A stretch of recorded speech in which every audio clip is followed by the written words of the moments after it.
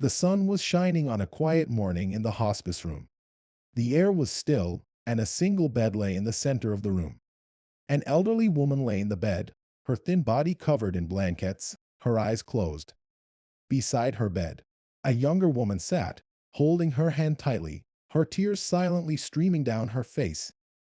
The older woman's breathing was shallow and labored, and her body was weak from months of fighting a losing battle against cancer. The younger woman knew that her time was running out, and the thought of losing her grandmother was too much to bear. She began to speak, her voice barely above a whisper. "Grandma, do you remember when I was little and you used to take me for walks in the park?" There was no response from the older woman, but the younger woman continued, "I loved those walks, and I loved listening to your stories. You always made me feel like anything was possible, like I could do anything I set my mind to." The tears flowed freely now as the younger woman spoke, memories flooding back. "And do you remember when I graduated from college? You were so proud of me.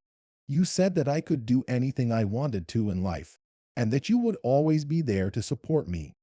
The older woman's breathing grew shallower still, and the younger woman knew that time was running out. She spoke through sobs, her words barely audible.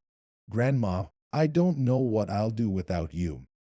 You've always been my rock, my constant. You've always been there for me, and I don't know how to go on without you." Suddenly, the older woman's eyes opened, and she turned her head to look at her granddaughter. She spoke, her voice barely above a whisper. "You will go on, my dear. You are strong, and you are capable. You will do great things in life, and I will always be with you, in your heart and in your memories."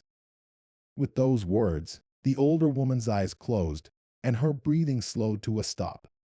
The younger woman sat there for a long time, holding her grandmother's hand, her tears falling on the bed covers. She knew that her grandmother was gone, but she also knew that her spirit would live on in her heart forever.